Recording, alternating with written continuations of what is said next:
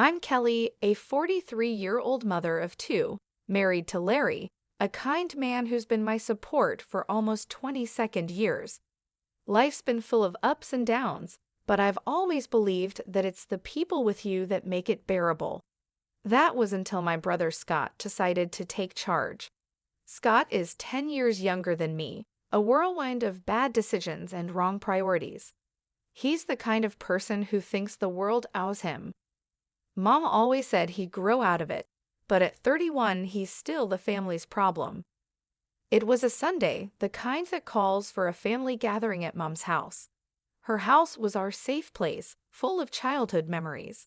As usual, Larry, the kids, and I were there, enjoying Mom's famous roast and her stories from the past. That's when Scott burst in like an unexpected storm. The door slammed against the wall, and he strutted in with a smug smile on his face. He wasn't alone.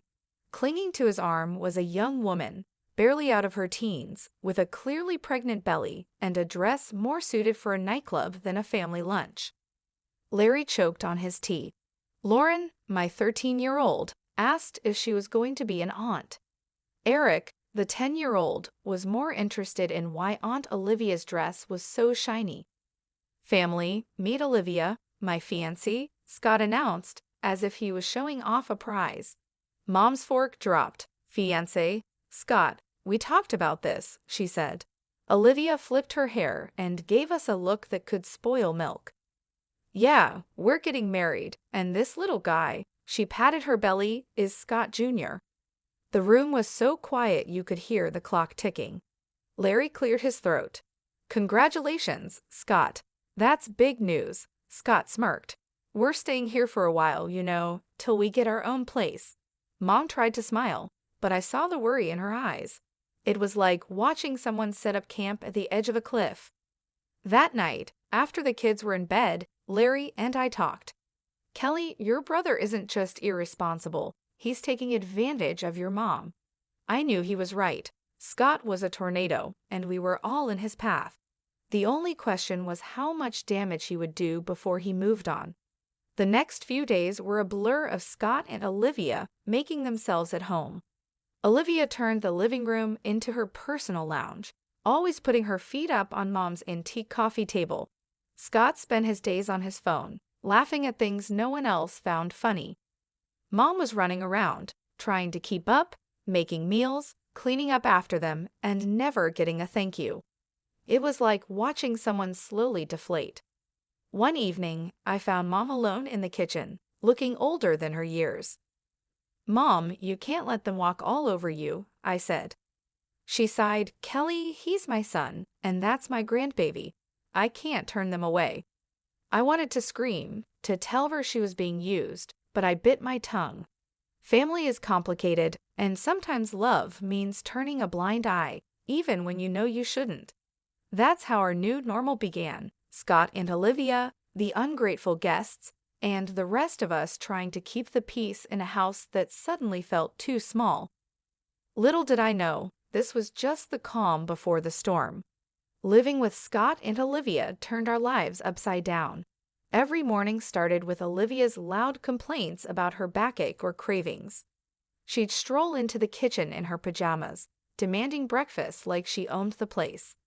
Kelly, make me some of those pancakes, will you? The baby's craving them, she'd say, without even a please. I'd grit my teeth, trying to keep my cool. Sure, Olivia, let me just get Lauren and Eric ready for school first. Scott was no help either. He'd be lounging on the couch, his feet up on the coffee table, glued to his laptop or gaming. Hey, when's breakfast? He'd yell, not even bothering to look up. Mom tried to play peacemaker. Kelly, they're just young. Remember how we were? I wasn't having it. Mom, we never acted like entitled brats, but she'd just wave me off, scurrying to wait on them hand and foot. Things got worse as Olivia's due date approached. She'd leave a trail of mess wherever she went, dishes piled up, laundry forgotten, and there she'd be, on the phone gossiping for hours. One day, I snapped. I found her in the living room, her feet once again on the coffee table, talking loudly to a friend. And then I told Scott, we need a new car, Something safe for the baby, you know? I marched in. Olivia, this isn't a hotel. You can't expect everyone to clean up after you. She rolled her eyes. Chill, Kelly, I'm pregnant, remember.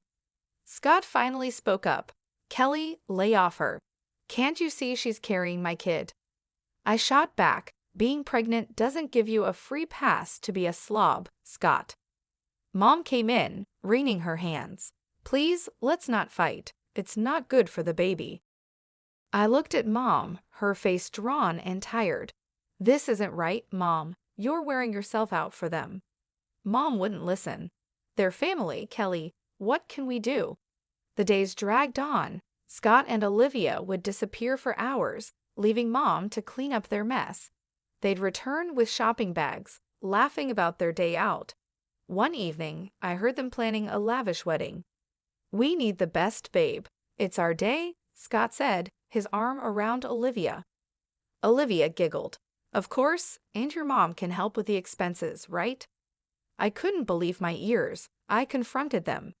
You're planning a wedding you can't afford and expecting Mom to pay for it. Scott shrugged. Why not? She's got the money. I was livid. You can't keep using Mom like your personal ATM, Scott. My words fell on deaf ears. They just laughed and continued their planning, leaving me fuming. Life in Mom's house had gone from bad to unbearable. Olivia had given birth to a baby boy, Jerry. You'd think that would slow them down, but no, it only gave them more excuses. One morning, I walked into the kitchen to find Mom washing a mountain of dishes. Olivia was sprawled on the sofa, cooing at Jerry, while Scott played some game on his phone. Morning, Mom. Why are you doing all these dishes? I asked, trying to keep my voice steady. Mom just sighed. Olivia needs to rest, and Scott's busy. I glanced at Olivia. Busy doing what?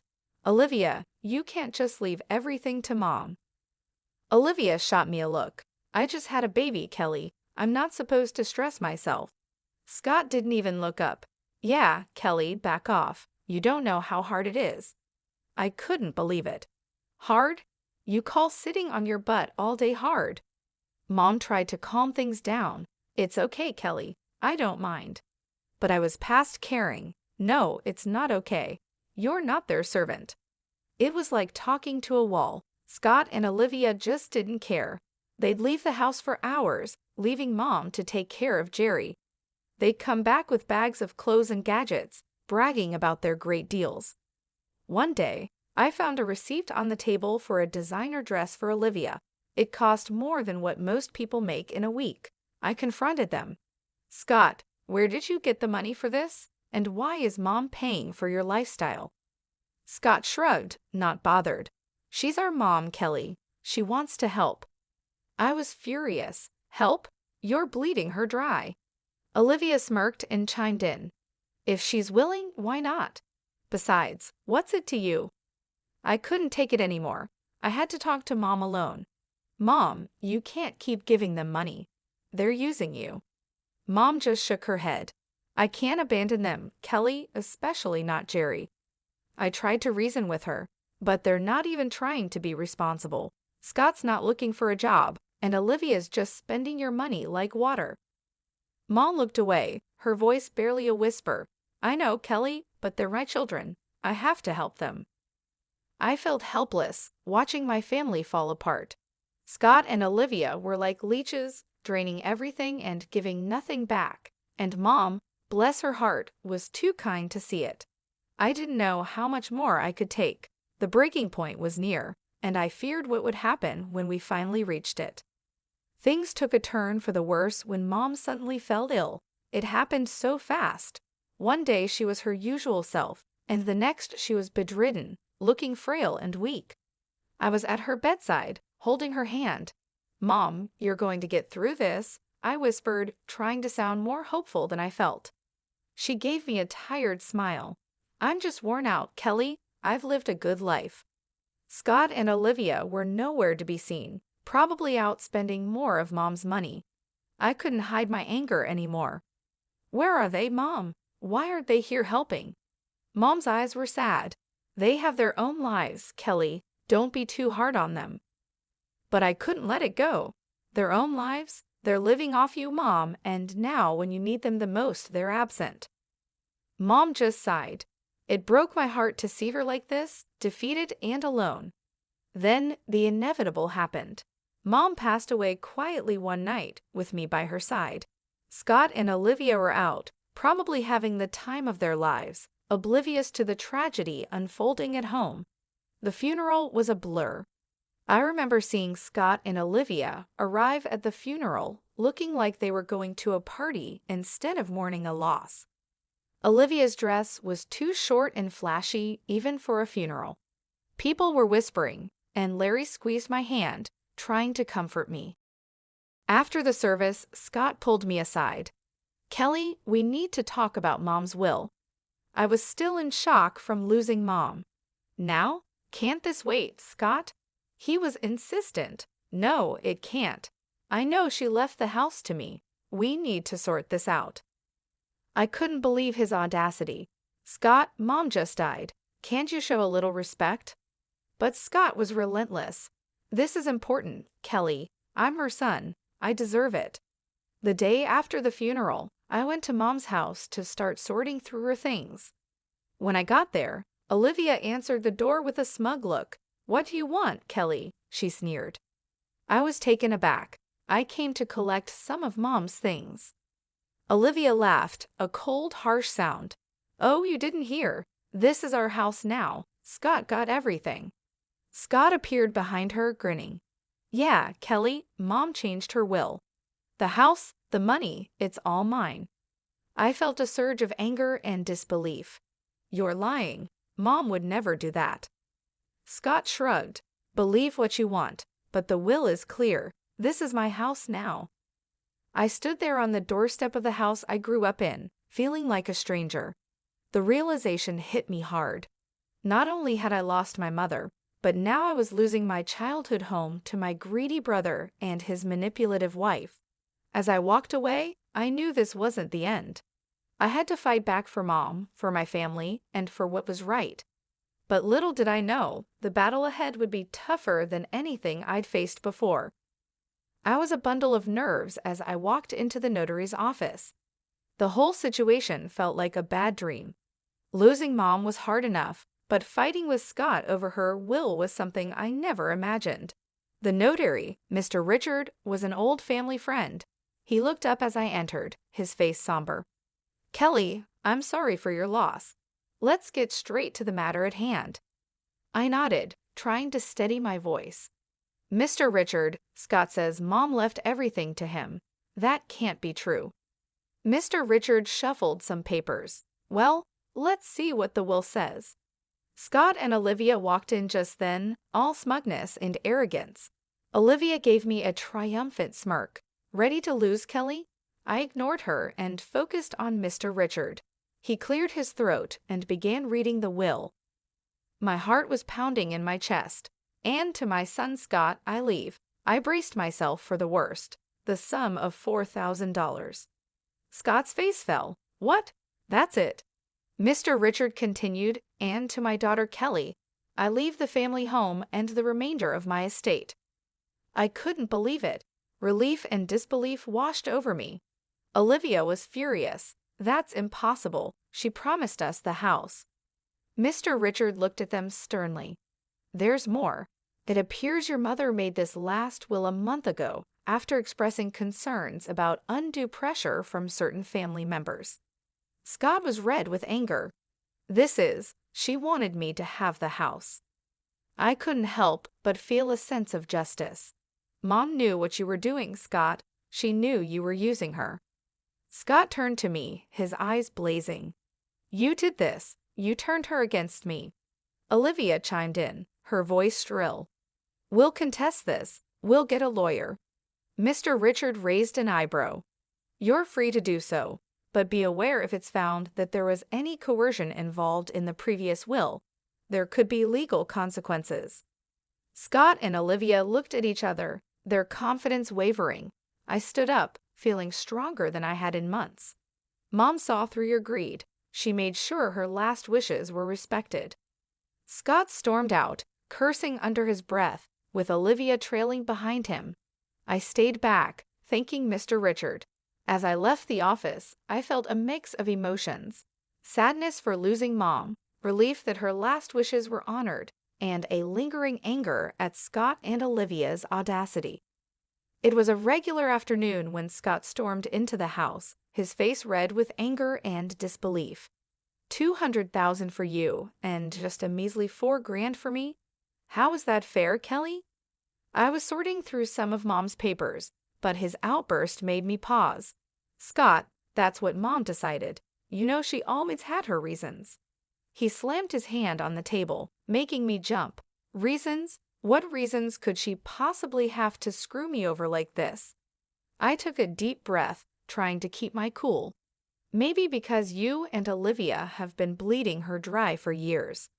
Scott's face contorted with rage. That's not fair. We deserve that money. That's when I found it, tucked away in a drawer, a letter from Mom. Her handwriting was unmistakable. I pulled it out and started reading. Scott's eyes were fixed on me, a mix of curiosity and fear. What's that? It's from Mom. I said, my voice steady. She explains everything here. The letter laid it out clearly. Mom had originally set aside $200,000 each for Scott and me, but as Scott and Olivia kept asking for money, she started deducting from his share. I looked up at Scott, his face shocked. By the time she wrote her last will, you'd already taken $96,000, Scott. There was only $4,000 left. Scott staggered back as if he'd been hit. No, that can't be true. I felt a surge of anger.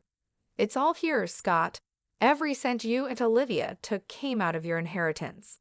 He looked lost, his eyes darting around the room. But I didn't know. That's the problem, Scott. You never knew or cared to know. I snapped, my patience wearing thin. He slumped into a chair, burying his face in his hands. What have I done, Kelly? I put the letter down, feeling a mix of pity and frustration. You only got yourself to blame, Scott. You chose this path. Scott left the house that day a broken man. I watched him go, feeling a sense of justice, but also a deep sadness. Our family was torn apart not just by grief, but by greed and ignorance. The house, once a battleground of family feuds, was now eerily quiet. Scott and Olivia had left, cutting off all contact with me. It was both a relief and a curse, leaving me to deal with the aftermath of their chaos. As I sat in the living room, staring at the walls that had witnessed so much, my friend Nancy called. Kelly, have you heard about Scott? I braced myself. No, what now? She hesitated. He's been spotted around town, looking for jobs. And Olivia? She's been seen with different men, flaunting around like she's single.